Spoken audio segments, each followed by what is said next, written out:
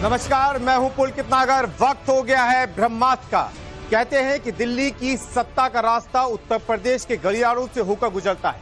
भले ही विधानसभा चुनावों में भी वक्त बाकी हो, लेकिन लखनऊ से लेकर दिल्ली तक सियासी बिछाद बिछ चुकी है और यही बात रखी जा रही है कि चुनाव का बुगुल अब फूंक चुका है। इस बार यूपी का मुकाबला सिर्फ दो तरफा नहीं होगा।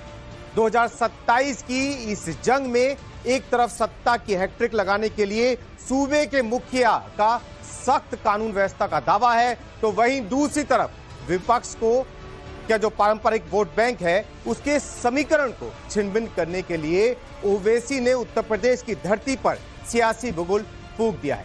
ओवैसी का साफ इशारा है कि अब किसी के पीछे खड़े होने की बजाय वो ड्राइविंग सीट पर बैठकर तैयार हो गए हैं। लेकिन कहानी सिर्फ ओवैसी की एंट्री तक खत्म नहीं होती। चुनाव से पहले यूपी की सियासत में अपराध और जाति का एक ऐसा नया बवंडर खड़ा कर दिया गया है जिससे सीधे सीधे समाजवादी पार्टी के कोर वोट बैंक पर चोट की तरह देखा जा रहा है। मतलब साफ है कि सत्ता पक्ष जहां विपक्ष को आईना दिखा रहा है, वहीं ओवैसी के तेवर ने गठबंधन के माथे पर चिंता की लकीरें खींच दी हैं।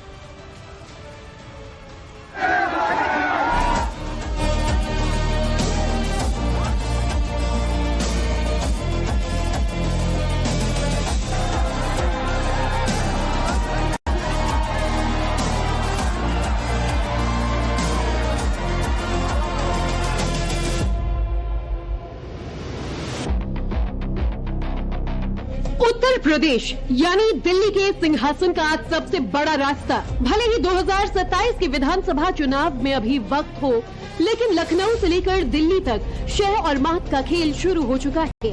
इस बार यूपी का दंगल बेहद दिलचस्प, त्रिकोणीय और आक्रामक मोड़ ले रहा है।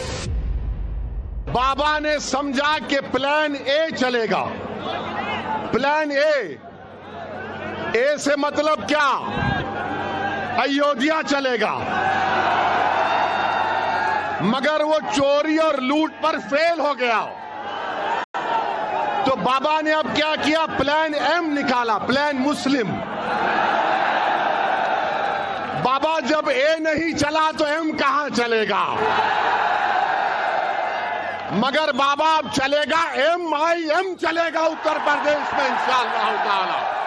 मगर याद रखो, मैं ये जो हाथ बढ़ाया हूं ये कमजोरी की वजह से नहीं, बीजेपी को रोकने के लिए। अगर तुम कमजोरी समझते हो तो याद रखो ये हाथ जो आज दोस्ती की तरफ बढ़ा है, कल तुम्हारे गिरेबान के तार से भी खेलने तैयार रहेगा। और उस वक्त रोना नहीं जब नतीजा आएगा, अरे हाय हम हार गए। अरे तुम हारोगे अगर हमको साथ नहीं लोगे तो। सहारनपुर की धरती से AIMIM चीफ असदुद्दीन ओवैसी ने हुंकार भरी। ओवैसी ने साफ कह दिया है कि इस बार वो दरी बिछाने नहीं बल्कि नेता बनने आए हैं। उन्होंने सपा और कांग्रेस को दो टूक चेतावनी दी है कि अगर बीजेपी को रोकना है तो हमारा हाथ थामना ही होगा, वरना दोनों ही पार्टियों को अंजाम भुगतने के लिए तैयार रहना होगा। इससे ज्यादा घटनाएं जो हुई हैं उसमें यादव और मुसलमान ने किया है आगे से ज्यादा। अब ये कह रहे हैं सरकार बनाएंगे। अब अखिलेश जी ये जन्म तक छोड़ दीजिए, अगले जन्म की तैयारी करिए। पूरे प्रदेश में जो भी घटनाएं हो रही हैं आप देखिएगा तो समाजवादी पार्टी के लोग पकड़े जा रहे हैं। लेकिन चुनौती सिर्फ ओवैसी की तरफ से नहीं है, दूसरी तरफ है सूबे के मुखिया योगी आदित्यनाथ, जो 2027 में सत्ता की हैट्रिक लगाने के लिए पूरी ताकत से मैदान में उतर चुके हैं। संभल से लेकर गाजियाबाद तक सीएम योगी ने अखिलेश यादव और कांग्रेस को 2017 से पहले का माफिया राज और दंगा तंत्र याद दिला दिया। बीजेपी का साफ संदेश है, मुकाबला विकास, आस्था और सख्त कानून व्यवस्था के ट्रैक रिकॉर्ड पर ही होगा। इस बीच योगी कैबिनेट के मंत्री ओम प्रकाश राजभर के एक बयान ने यूपी की सियासत में जाति और अपराध के मुद्दे पर नया बवंडर खड़ा कर दिया है। उस समय सरकार के मुखिया 12 बजे सो करके उठते थे, 2 बजे तक तैयार होते थे, 5 बजे जिम जाने का समय हो जाता था, 7 बजे जब जिम से वापस आते थे तो महफिल जम जाती थी, और फिर कब तक वो महफिल चलेगी कोई पूछने वाला नहीं था। दंगे होते थे, दंगाइयों का उपचार करने की बजाय मुख्यमंत्री आवास पे उन्हें बुला करके उन्हें सम्मानित कर दिया जाता था। आपने देखा होगा ये डबल इंजन की भाजपा की सरकार, 9 वर्ष में कोई दंगा नहीं हुआ। दंगाई को पता है कि दंगा करेंगे तो क्या कीमत चुकानी पड़ेगी। ओपी राजभर की बातें करें तो एसबीएसपी के मुखिया लगातार अखिलेश पर हमलावर हैं, लेकिन हालिया बयान सीधे सीधे अखिलेश के वोट बैंक पर एक चोट की तरह है। यूपी की सियासी तपिश गवाह है कि 2027 की बिसात बिछ चुकी है। बड़ा सवाल ये है कि क्या ओवैसी यहां बिहार जैसा उलटफेर कर पाएंगे, या ये सिर्फ सपा कांग्रेस पर गठबंधन के लिए दबाव बनाने का प्रेशर गेम है। तो वहीं दूसरी तरफ क्या सीएम योगी आस्था, बुलडोजर और कड़े कानून के दम पर विपक्ष को क्लीन बोल्ड कर पाएंगे? ब्यूरो रिपोर्ट, टाइम्स नाउ, नव भारत। आपने हमारी ये रिपोर्ट देखी। अब इस खबर पर चर्चा करने के लिए हमारे पास एक बड़ा पॉलिटिकल पैनल मौजूद है। राजेश चौधरी हमारे साथ बीजेपी से हैं, राघवेंद्र राम द्विवेदी हमारे साथ एसपी से हैं, सूर्य मैथिल हमारे साथ राजनीतिक विश्लेषक हैं, वरुण पुरोहित नेता कांग्रेस हमारे साथ जुड़े हुए हैं, विनय सिंह बिट्टू प्रवक्ता समाजवादी पार्टी हमारे साथ जुड़े हुए हैं, और शादाब चौहान थोड़ी देर में हमारे साथ जुड़ने वाले हैं, जुड़ गए हैं अभी हमारे साथ शादाब चौहान भी। सबसे पहले शादाब चौहान, आप ही के पास मैं आता हूं।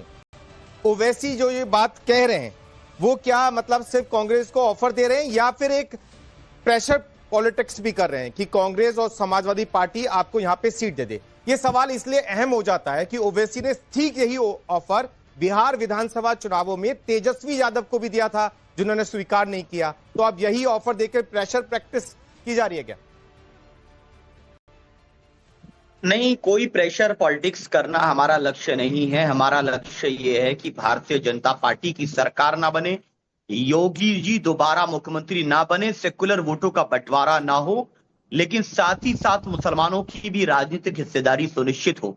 हम पिछले 12 सालों से उत्तर प्रदेश में संगठन को मजबूत करने के लिए संघर्ष कर रहे हैं, और आज जो जनता का आशीर्वाद और प्रेम कल की रैली में देखिएगा वो मिल रहा है। पेपर में लेके आया हूं जो ये बताता है कि जब तेजस्वी यादव को आपने बिहार में ऑफर दिया तो आप मात्र 28 सीटों पर बिहार में लड़े और 5 सीटों पर आप जीते। 23 सीटें जो आप हार गए उसमें सबसे ज्यादा जो फायदा हुआ वो एनडीए को हुआ, महागठबंधन को नहीं हुआ। तो ये कैसे आप, ये क्या ऑफर रहा है कि एक अलग रास्ता हुआ? इसीलिए तो पुलकित भाई हम कह रहे हैं कि बाद में इल्जाम मत लगाना आपकी वजह से हार गए। हम तो आपके साथ मिलकर के भाजपा को हराना चाहते हैं, लेकिन हम आप भाजपा को हराने के नाम पर अपनी पार्टी को कमजोर नहीं करेंगे। हमने 34 साल समाजवादी पार्टी को वोट दिया, लेकिन ये हमारे मुद्दों पर कभी नहीं बोलते हैं। चाहे मस्जिद मदरसा खानका पे टारगेट किया जाए, कोई भी मसला आता है ये बात ही नहीं करते हैं। मुसलमानों के विषयों पर बात ही नहीं करते हैं ये लोग, और इसीलिए विनय सिंह बिट्टू, क्या आप सहमत हैं इस बात से? ओवैसी की इस बात से सहमत हैं? शादाब चौहान की बात से सहमत हैं जो ये बता रहे हैं? विनय सिंह बिट्टू, शादाब जी की अपनी बातें हैं, लेकिन भारतीय जनता पर जी शादाब जी की अपनी बातें हैं, लेकिन भारतीय जनता पार्टी को हमने 2024 में उत्तर प्रदेश में हराया है। अगर ये वास्तव में भारतीय जनता पार्टी को रोकना चाहते हैं तो समाजवादी पार्टी के साथ इनको खड़े होना चाहिए। तो रही बात प्रतिनिधित्व देने की, ये तो 2-4 सीटों की बात करते हैं। ओवैसी तो खुला ऑफर दे तो रहे हैं, वो समर्थन करें। अगर भारतीय जनता पार्टी को रोकना है जी, देखिए हम मना कहां कर रहे हैं उनके साथ के लिए, हम मना नहीं कर रहे हैं, लेकिन वो समर्थन करें, वो साथ रहे, उसमें कोई दिक्कत नहीं। रही बात सीटों का, प्रतिनिधित्व का, तो हमने 35-35 इस समाज से हमने विधायक सदन में पहुंचाए। ये तो 2-3 सीटों की बात करते हैं। भारतीय जनता पार्टी को अगर कोई रोक सकता है उत्तर प्रदेश में तो ये इंडिया गठबंधन कह रहे हैं कि आप भी रोक सकता है, और हमने रोका नहीं होंगे। मतलब समर्थन आप कैसा कह रहे हैं? क्या गठबंधन का हिस्सा बनाने की बात है? कौन कहता कोई है? पार्टी में चर्चा चल रही है? आपकी कभी अखिलेश जी से बात हुई हो कि पार्टी में ऐसा गठबंधन होना चाहिए, या सिर्फ दरी बिछाने वाला जो सवाल उठ जाता है? देखिए दरी बिछाने की कहां से बात आ गई? जब हमने 35 विधायक हमने विधानसभा में प्रतिनिधित्व दिया है, बराबर का हिस्सेदारी दिया, ये कैसे कह देंगे कि दरी बिछाने की बात है? इस समय हमने पूरा समय दिया है, पूरा मौका दिया है, और हम इनकी लड़ाई बड़ी मजबूती के साथ उत्तर प्रदेश में लड़ते रहे हैं और लड़ते रहेंगे हम। और रही बात गठबंधन की, तो गठबंधन का फैसला शीर्ष नेतृत्व करता है, लेकिन अगर ओवैसी साहब चाहते हैं कि वास्तव में अगर ये चाहते हैं कि भारतीय जनता पार्टी को रोकना, अगर दिल से चाहते हैं कि रोकना है, तो समाजवादी पार्टी का समर्थन करें। हम रोक लेंगे। राजेश चौधरी बीजेपी से हमारे साथ में हैं। राजेश जी, क्या लग रहा है, मतलब ये ओवैसी ने जो ऑफर समाजवादी पार्टी को और कांग्रेस को दिया है, वो ऑफर है या फिर सीधी ये चेतावनी है कि भाई अगर आपने मुझे गठबंधन में शामिल नहीं किया तो बिहार जैसे हालात होंगे? देखिए, उत्तर प्रदेश में एक कहावत फिट हो रही है इनकी बातों को सुन के। मुझे लग रहा है सबको मालूम है जन्नत की हकीकत, किंतु ख्याल अच्छा है गालिब दिल बहलाने को। ये जानते हैं कि पराजय तय है, चुनाव हारना है। योगी आदित्यनाथ जी को किसी प्रकार से ये पराजित नहीं कर सकते, भारतीय जनता पार्टी को पराजित नहीं कर सकते। और चाहे ओबीसी कुछ बोले, चाहे समाजवादी पार्टी कुछ बोले, चाहे कांग्रेस कुछ बोले, कुछ भी बोले, ये आपस में नूरा कुश्ती कर रहे हैं। सब एक ही थैली के चट्टे बट्टे हैं। इनका केवल एक बेस है, मुस्लिम तुष्टीकरण की नीति। मुसलमान वोटों को हासिल करने के लिए एक दूसरे के खिलाफ बोले कि दूसरा कोई मकसद नहीं है। बिहार की बात आप ही कर रहे थे, बिहार के अंदर देखा ना क्या हुआ? बिहार के अंदर सीधा सीधा फॉर्मूला था अहम भाई, मुसलमान और यादव एक तरफ रह गए, सारा समाज एक तरफ चला गया। तो यहाँ उत्तर प्रदेश भी वही इतिहास दोहराने वाला है, इसके अलावा कोई दूसरा नहीं आ रहा। और वहां भी टूट है इनमें। ये लोग बड़ी गलतफहमी जी रहे। एक तरफ तपस्वी व्यक्ति है, राजेश चौधरी जी, भैया जी एक चीज जो सामने डेटा किसके साथ आती है वो ये कि बिहार में जब ओवैसी ये ऑफर तेजस्वी यादव को दे रहे थे, तो पहले से खैर वो 5 सीटें जीते हुए थे, लेकिन जब दोबारा चुनाव हुआ 2000 अभी पिछले साल, तो वो 5 सीटें वो वाली दोबारा से जीत गए। लेकिन जिन सीटों पे चुनाव लड़े उनमें 23 सीटों पर एनडीए को सबसे ज्यादा बढ़त मिली। तो क्या ओवैसी का जब यूपी में लड़ेंगे तो अभी उनका कोई खाता नहीं खुला, पिछले चुनावों में भी नहीं खुला, उससे पहले भी नहीं खुला, वोट बैंक भी 1-2% तक रह जाता है, तो क्या इसका फायदा बीजेपी को भी कहीं नजर आता है?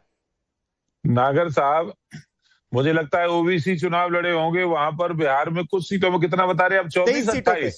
23 सीटों पर चुनाव लड़े और बीजेपी जीत के आई है 205। अब सोचिए ना, बाकी सीटों पे तो सामने पे लड़ रहे थे ना ये। और अखिलेश यादव जी भी जाकर के वहां प्रचार कर रहे थे, कह रहे थे हरा दो मोदी को, और योगी जी आ रहे हैं, यहाँ से फ्लॉप करके भेज दो। तो वहां की जनता ने योगी जी का क्या प्रभाव है, बिहार की जनता ने ये दिखा दिया। समाजवादी पार्टी के नेता भी वहां प्रचार कर रहे थे, सीटों पे जमानत जब्त हो गई आरजेडी के उम्मीदवारों की। उन्होंने बता दिया कि किसके साथ बिहार की जनता और उत्तर प्रदेश के अंदर क्या होने वाला है। यहाँ योगी चाहिए, तपस्वी चाहिए, त्यागी चाहिए, ईमानदार चाहिए, और सुख शांति से जीवन यापन पाठशाला खोलनी है, झूठ का नैरेटिव खोलना है। अरे भाई, झूठ की पाठशाला खोलनी है यूपी में। किसको बिठा दिया भाई? कहां से पकड़ लाए इनको? नागर साहब कहां से पकड़ लाए? डिबेट करनी नहीं आती भाई। विनय सिंह बिट्टू कहां से पकड़ के आपको लाए? कहां से आपको पकड़ के लाए भाई? एक राइट है बोलने का। विनय सिंह, अभी मैं आपके पास आता हूँ। डिबेट कैसे की जाती है सीखे भाई। राजेश चौधरी जी को पास पूरी करने दीजिए। इनको कहां से लाए? नए प्रवक्ता बने हैं। अरे तमीज आप सीखो, प्रवक्ता बने हैं आप। अरे तो भैया बीच में नहीं बोलते, राजेश जी आप बोलिए। अब की बार नहीं आएगा। कोई दो लोग बोल रहे हो, दो लोग बातचीत कर रहे हो, उनके बीच में कोई बोले उसको जनता मूर्ख कहती है भाई। समझिए ना, समझदार लोग आपको बोलने देंगे। मैं तो आपको समझ रहा हूँ कि आप समझदार व्यक्ति होंगे। मूर्ख तो आप बना रहे हो पूरे। एक मिनट, राजेश जी ऐसे शब्दों का इस्तेमाल मत कीजिए, आप बात रखिए ताकि जो लोग यूपी के आपको देख रहे हैं वो समझ पाए कि 2027 के अंदर क्या होने वाला है। धैर्यपूर्वक सुनिए। एक योगी है, तपस्वी है, त्यागी है, ईमानदार है, देश और प्रदेश की जनता की सेवा में 24 घंटे समर्पित होकर के काम करना है। अब बीच में बोलिए भाई जी, अरे भाई लगातार पराजित कर रहे हैं ना आपको। अखिलेश यादव की कोई क्वालिफिकेशन नहीं है दादा। अखिलेश जी सारे चुनाव हारे, मुलायम सिंह यादव जी की कमाई पर एक बार मुख्यमंत्री बने, केवल एक बार मुलायम सिंह जी ने बनाया था। मुलायम सिंह ने 2024 में हराया है। के साथ योगी जी राज कर रहे हैं देश के। विनय सिंह बिट्टू, जो आप सवाल कह रहे हैं कि पहले हराया है, उसी टाइम का मेरे पास एनसीआरबी का डेटा है। स्पष्ट बहुमत दिया है, राज कर रहे हैं लाल किले की प्राचीर से। फिर 15 अगस्त को बोलेंगे, कौन सी दुनिया में जी रहे हैं भाई? कहाँ जी रहे हैं? देखिए विनय सिंह बिट्टू, एक मिनट राजेश जी, विनय सिंह बिट्टू, मेरे पास जो आंकड़ा है एनसीआरबी का, वो इस ओर इशारा करता है कि पिछले 10 सालों के अंदर यूपी के अंदर अपराध कम हुआ। और अब उसी बात का जिक्र योगी आदित्यनाथ लगातार कर रहे हैं कि पहले किस तरीके से होता था अपराध का जिक्र करते हुए, और तमाम उन मुद्दों को उठा रहे हैं जो अपराध से जुड़े हुए। देखिए, दंगों का प्रदेश था उत्तर प्रदेश। साढ़े 1100 से अधिक दंगे हुए थे समाजवादी पार्टी के 5 साल के शासन में। 1150 से अधिक दंगे हुए थे। आज किसी की हैसियत है उत्तर प्रदेश के अंदर दंगा कर जाएगा? आज किसी की औकात है उत्तर प्रदेश में दंगा कर जाएगा? जालीदार टोपी पहनकर, छोटे भाई का पजामा, बड़े भाई का कुर्ता पहनकर, छुरा हाथ में लेकर के सड़कों पे आ जाते थे। और अधिकतर दंगे शुक्रवार को हुए, जिस दिन जुमे की नमाज होती है। अरे तो जवाब दीजिए, दंगाई सत्ता में है। अब तो दंगाई सत्ता में सरकार होती है तो अराजकता होती है। दंगे होते हैं, हिंदुओं की दुकानें जलाई जाती हैं, हिंदुओं के प्रतिष्ठान जलाए जाते हैं, माँ बहनों के साथ अभद्रता होती है, लूट करवाते हो, जमीनों पे कब्जा कराने का काम करते हो। ये उत्तर प्रदेश की जनता बहुत अच्छी तरह जानती है, इसीलिए गलतफहमी मत जियो भैया। चलिए, सूर्य मैथिल हमारे साथ में है, राजनीतिक विश्लेषक हैं, और आपसे मैं जानना चाहता हूं, आपने तमाम लोगों को सुना, बीजेपी को भी सुना, कांग्रेस को भी सुना, समाजवादी पार्टी को भी सुना, इस मुद्दे पे आपकी राय? 2027 में विदाई है। पहले तो पूरे देश को और आप सभी को भारत माता की जय और वंदे मातरम। और हमको मालूम है जन्नत की हकीकत गालिब दिल को बहलाने के लिए ख्याल अच्छा है, ये अभी कहा राजेश जी ने। मैं उससे आगे और ले जाता हूं कि इनके पैरों के नीचे जमीन नहीं, फिर भी कमाल ये है कि इनको यकीन नहीं। आप देखिए, ये जिस समय में समाजवादी पार्टी की सरकार थी, मैं आपको कुछ तस्वीरों से दिखाना चाहता हूं। ये देखिए, ये कैमरामैन कृपया करके जरा फोकस कीजिएगा। ये वो फोटो है जिसमें एक अपराधी के कुत्ते के संग, अतीक अहमद के कुत्ते के संग किस प्रकार से मुलायम सिंह यादव हाथ मिला रहे हैं। दूसरी तस्वीर दिखा रहा हूं, बता दो ना, ये देखिए, बता दो ना, ये वो है मुख्तार अंसारी जो बंदूक लेकर खड़ा रहता था। अब आपको मैं एक और तस्वीर दिखाता हूं जिसे कहते हैं कानून का राज। ये देखिए, ये वो तस्वीर है जब पंजाब से चलकर यही मुख्तार अंसारी जो बंदूक लेकर घूमता था, मऊ में इसने हत्याएं की थी हिंदुओं की, दौड़ा दौड़ाकर किस प्रकार से व्हील चेयर पर बाबा जी के राज में घूम रहा था और जाके सड़ के मरा था जेल के अंदर। तो ये जो अपराधियों का काल योगी आदित्यनाथ है ना, उनसे ये सारे के सारे कांपते हैं। देखिए, ये जब चुनाव था तब ये इस प्रकार से टोपी पहन कर इफ्तारी करते थे, और आज जब देश की जनता जागी हुई है, उत्तर प्रदेश में एक तपस्वी योगी त्यागी मुख्यमंत्री है, इसलिए आज ये रामनामी ओढ़कर और बड़े मंगल पे भंडारा भी करते हैं, टीका लगाते हैं और हनुमान बोलने वाला व्यक्ति तपस्वी हो। आरोप समाजवादी पार्टी पे लगे, तस्वीरें आपने दिखाई, कैसे हो सकता है? जवाब दे सकते हैं इन तस्वीरों का कि अपराधी इतने बुलंद क्यों नजर आते थे उस समय, हाथों में हथियार लेके फोटो कैसे खिंचवा लेते थे, और इस तरीके का माहौल क्यों था? विनय सिंह बिट्टू, इन तस्वीरों का जवाब दे दीजिए। देखिए, जितने अपराधी हैं भारतीय जनता पार्टी में अब सब पार्टी में शामिल हो चुके हैं, ज्यादातर अपराधी। देखिए, आप इधर जाएंगे, वो दूसरी तरफ जाएंगे, नहीं तस्वीरों और ये सरकार मिल जाए। देखो, बात तो ये तुम्हारे सबसे खास मित्र मुलायम सिंह जी के, तो आप बता दीजिए ब्रजेश सिंह क्या है, आप ये बताइए विनीत सिंह क्या है, आप बताइए ना, आप बताइए ना। ये देश की जनता जानती है, बात उत्तर तो प्रदेश की सुनिए, जनता जानती है। ट्रम्प के आगे कैसे पूछ हिलाते हो ये तो बता दो, लोगों की ट्रम्प के आगे कैसे पूछ हिलाते हो ये तो बता दो, अपराधियों के द्वारा। चलिए आप बोलिए, विनय सिंह बिट्टू बोलिए। आप सूर्य मैथिल आप भी रुकिए अभी जी। अगर हमें बोलने का समय, जी आप बोलिए, मैं आपको समय दे रहा हूं, इसीलिए मैं चाहता हूं कि आप इन तस्वीरों को बताएं कि ये तस्वीर क्यों। बिल्कुल बताइए विनय सिंह बिट्टू। झूठ का पुलिंदा गढ़ा जा रहा है। जिस तरह से योगी आदित्यनाथ जी महाराज ने कहा कि नमाज जो है हनुमानगढ़ी के सीढ़ियों पे हुआ, इन्हीं के सांसद ने कहा, इन्हीं के सांसद ने कहा ये झूठ है, ये झूठ था, ये झूठ था। मैं इसी से आगे बढ़ रहा हूं। और रही बात अपराधी क्या है, इनके यहाँ नहीं है। संबंध था आपका? विनीत सिंह क्या है, फूफा थे, धनंजय सिंह क्या है, क्या है, कौन है? आप कौन से अपराधियों को आप बख्शे हुए हो? आप बताइए, तो आप बताइए ये अपराधी नहीं है कि भारतीय जनता पार्टी में जितने भ्रष्टाचारी और जितने अपराधी हैं, सबको ये देखिए, ये सब प्रोपोगंडा, ये सब प्रोपोगंडा है। बिल्कुल गलत है, बिल्कुल गलत है, बिल्कुल गलत है, बिल्कुल गलत है। ये दो बिल्कुल गलत है। ये मुख्तार अंसारी सूर्य दिखा रहे हैं, ये देश ने देखी है। अच्छा, मैं आपके पास आता हूं। वरुण पुरोहित हमारे साथ में है। वरुण जी, कांग्रेस क्या देखती है? क्या समाजवादी पार्टी की तस्वीरें जब सामने आती हैं तो डिफेंड करना मुश्किल हो जाता है कि नहीं? पुलकित जी, अभी प्रश्न ये था, ओवैसी जी ने जो एक बात करी है कि भाई गठबंधन में सब पार्टियों को साथ आना चाहिए लोकतांत्रिक व्यवस्था देश की बचाने के, तो मैं कह रहा हूँ उसका स्वागत है, सभी पार्टियों का आना चाहिए। मैं तो बहन जी मायावती जी को बगैर डर के तो सबको साथ मिलना चाहिए। अगर लोकतांत्रिक व्यवस्था को देश की बचाना है तो सब साथ होकर के अपने अहंकार को छोड़ करके वोट का बिखराव नहीं हो, सबको एक होकर के चुनाव लड़ना चाहिए। दूसरा प्रश्न आ रहा है, मतलब गठबंधन में ओवैसी को जगह यूपी के अंदर मिलेगी या नहीं? क्योंकि कांग्रेस ने और तेजस्वी यादव ने बिहार में तो मना कर दिया था। बिहार की स्थिति अलग थी, यूपी की में जगह मिलेगी साथ में गठबंधन मिलेगी, बिल्कुल मिलेगी। सब साथ में बैठ के डिस्कशन करेंगे और ओवैसी साहब भी आना चाहेंगे। मैं तो बहन जी के लिए भी कह रहा हूँ, वो भी आना चाहेंगे। सिर्फ चर्चा करेंगे कि आपकी सीट शेयरिंग होगी? बिल्कुल होगी। लोकतांत्रिक व्यवस्था को बचाने के लिए जो पार्टी, जो छोटा हो बड़ा दल हो, आना साथ चाहेगा, उसको सबको साथ लिया जाएगा। राजेश चौधरी बड़ी बात कह रहे हैं वरुण पुरोहित कि AIMIM के साथ गठबंधन होगा। हालांकि अभी कोई बड़ा किसी बड़े नेता ने इस बात की घोषणा नहीं करी है, लेकिन कांग्रेस के प्रवक्ता कह रहे हैं। देखिए, दो बातें हैं नागर साहब इसमें। कांग्रेस के प्रवक्ता किस ऑथेंटिसिटी से कह रहे हैं ये तो ये जानते होंगे। कांग्रेस ने समाजवादी पार्टी को बुलाया था मध्य प्रदेश के अंदर, हम आपके साथ समझौता करेंगे, और रात भर समाजवादी पार्टी के नेता स्टूल पे बाहर बैठे रहे और सुबह कह दिया 5 बजे जाइए, हम एक भी सीट आपको नहीं देंगे। तो ये तो इनका गठबंधन है। इंडी गठबंधन बना था मोदी जी को पराजित करने के लिए। मोदी जी तीसरी बार प्रधानमंत्री बन गए। कोई इधर भग रहा है, कोई उधर भग रहा है, कोई दाएं जा रहा है, कोई बाएं जा रहा है। इनका हाल वो है जैसे मेंढकों को तराजू में तोलने के बराबर। तो ये स्वार्थ परक गठबंधन हो सकता है, बना लें।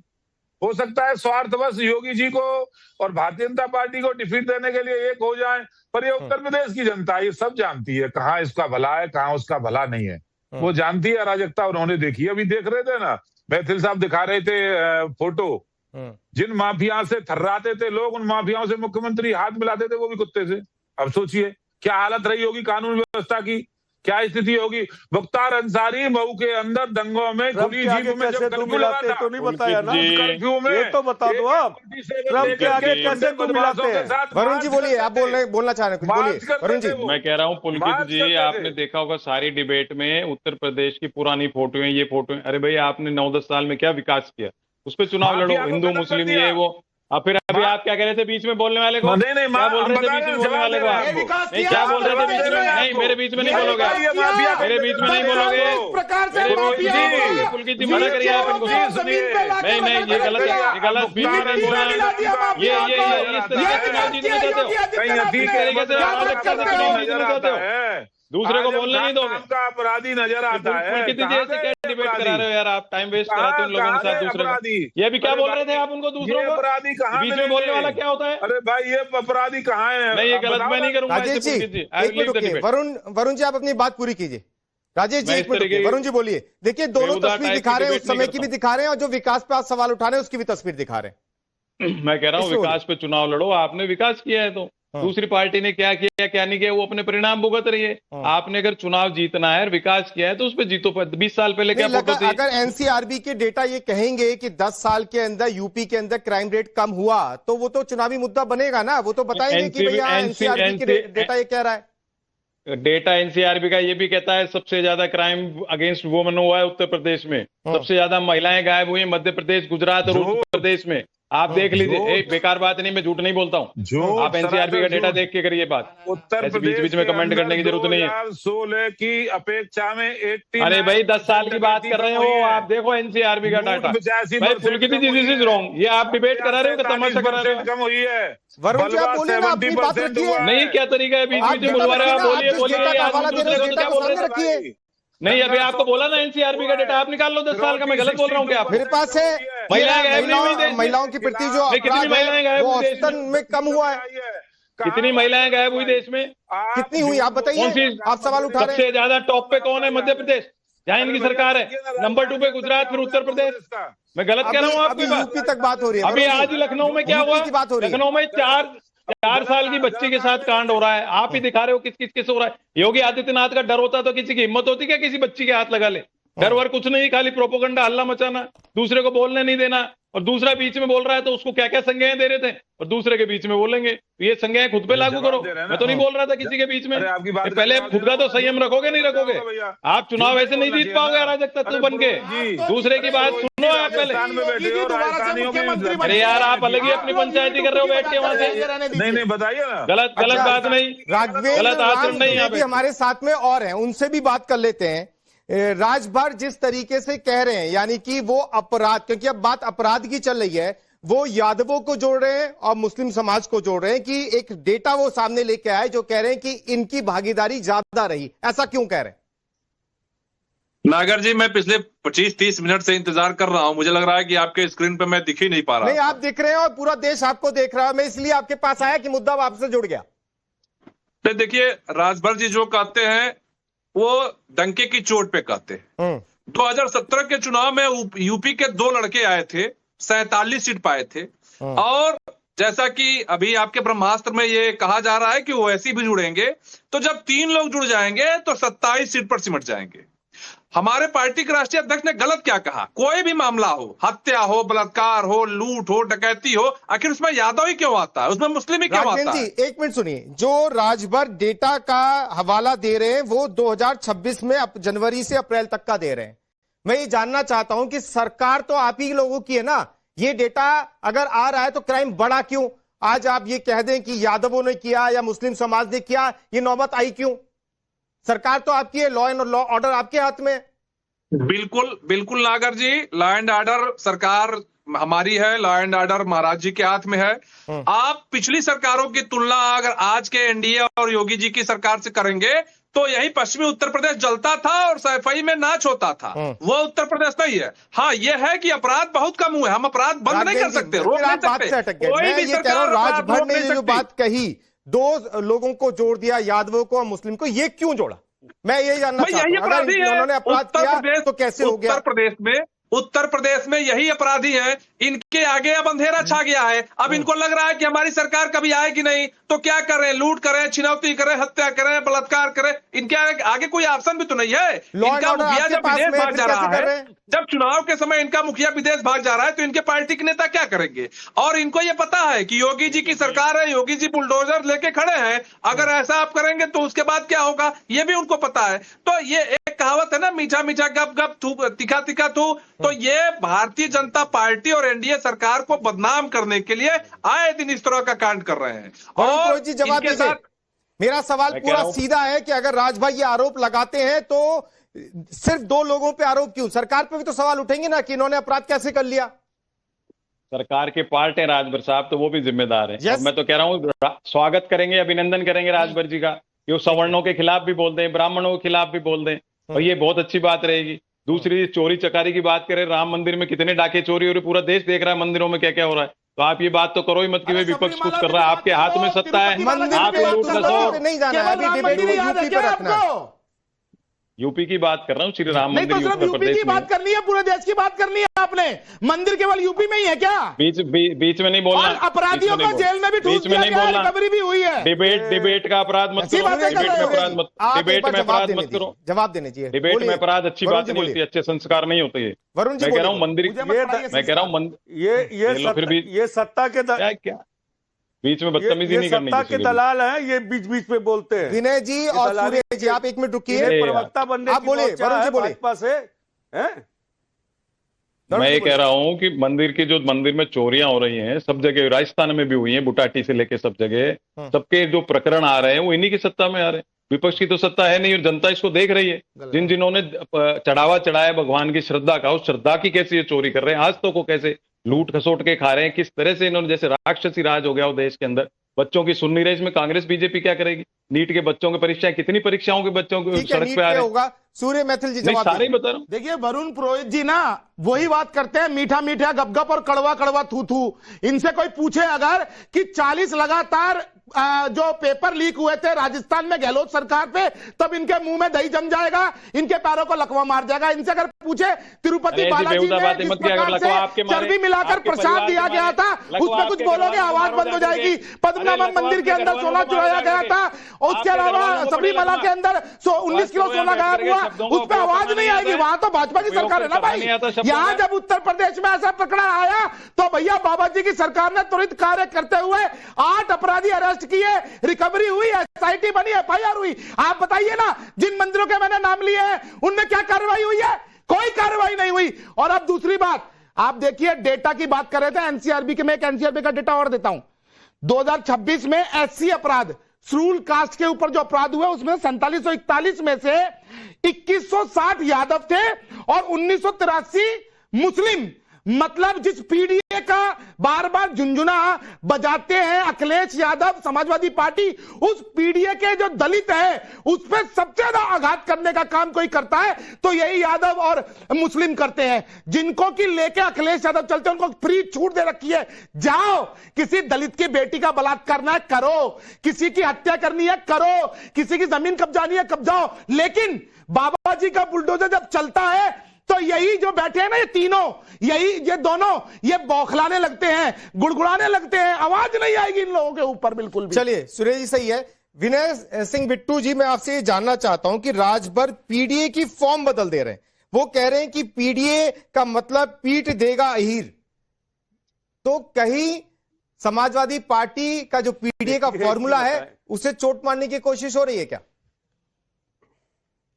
विनय सिंह बिट्टू, देखिए राजभर जी की क्या बात करें, अभी राजभर जी की क्या बात करें, अभी राघवेंद्र जी को डांस बड़ा अच्छा लग रहा था, क्योंकि इनको अपनी जो राजभर जी के दोनों बेटे हैं उनको जीत नसीब नहीं हुआ कि उनके खुशी में डांस कर पाए, इसलिए इनको डांस से बड़ा प्रेम है। बहुत दिनों से प्रयासरत है, अपने बेटों को एडजस्ट नहीं कर। इनकी राजनीति कहां तक है? इनकी राजनीति कहां तक है? अपने बेटों तक ही सीमित है, बाकी इनसे कोई में ये भारतीय जनता पार्टी के दरबार के भाण हैं, इससे ज्यादा कुछ नहीं इनकी हैसियत। ये क्या बात करेंगे? ये कह रहे, ठोक के कहते थे जब भारतीय जनता पार्टी में, जब समाजवादी पार्टी गठबंधन में थे, जब योगी को गाली देते थे तो क्या सीना ठोक के नहीं देते थे? राघवेंद्र तब कहां से देते थे? ये बता, ऐसे लोगों की बात, ये राजनीति के जोकर हैं। आपको पता है कि आपका दरबार लगता है, मुजरा होता है, आप दरबारी प्रवक्ता हैं। और रही बात ओम प्रकाश राजभर जी की, तो आज ओम प्रकाश राजभर जो है, पता है अखिलेश यादव अपने बलबूते नहीं है। अखिलेश पहले अपने बेटों को सेट करा ले, तब आप सेट होंगे। अखिलेश यादव अपने बेटों को सेट कर रहे हैं। अखिलेश यादव अपने बलबूते बेटों को सेट कर ले, पंचायत सदस्य तक का चुनाव नहीं जीत पाए। अखिलेश यादव जी क्या बात करेंगे? 4 बार मुख्यमंत्री बनाने का मौका दिया मुस्लिमों ने, आपने एक मुख्यमंत्री तक नहीं बनाया। एक आजम था, उनके ऊपर इतना अत्याचार किया, सारा दर्द वही है, अत्याचार का खमियाजा भुगत रहे हैं। आजम खां, आप लोगों की देन है कि आज खमियाजा भुगत रहे हैं। अगर आजम खां के प्रति आपके मन में थोड़ी भी श्रद्धा बची है तो क्यों नहीं खड़ा हो रहे? का जो फॉर्मूला है उसी को लेकर एक चिंता भी बनी हुई है, इसलिए राजभर जी का ये बयान आया। नागर जी, ये नागर जी इनका पीडीए है क्या? जब जब सरकार बनती है सपा की, तब तब सबसे ज्यादा अत्याचार दलितों पर होता है, सबसे ज्यादा अत्याचार अल्पसंख्यकों पर होता है, सबसे ज्यादा अत्याचार ब्राह्मणों पर होता है। यही सफाई में ब्राह्मण के गले में जूता की माला पहनाकर मुंह पे काली पोस्टर घुमाने वाला सपा सरकार में कौन था? समाजवादी पार्टी के लोग थे। नंबर नहीं आएगा। आतंकवादियों के मुकदमा वापस लेने वाले पार्टी के प्रवक्ता आप क्या बात करेंगे? आतंकवादियों के ऊपर चाहिए मुकदमा को वापस करने वाले और एक अपने लिए। अभी आप राष्ट्रपति पे आवाज उठा रहे थे, अपने गिरफ्तार में जाके देखिए कोई यादव आप सांसद नहीं बता पाएंगे।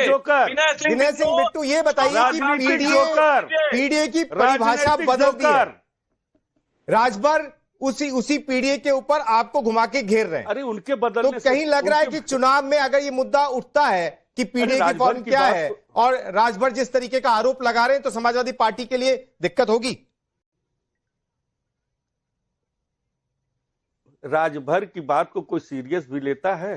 राजभर जिस तरह की बातें करते हैं उसको कोई सीरियस लेता है? ये तो राजनीति के एक जोकर के रूप में स्थापित है उत्तर प्रदेश के अंदर। इससे ज्यादा कोई हैसियत नहीं है इनकी। इनकी क्या बात करेंगे? और पीडीए का मतलब हुआ पिछड़ा, दलित, अल्पसंख्यक, शोषित, वंचित सारे लोग हैं। ये सारे लोग आते हैं। समाजवादी पार्टी के प्रवक्ता के मन में क्या है?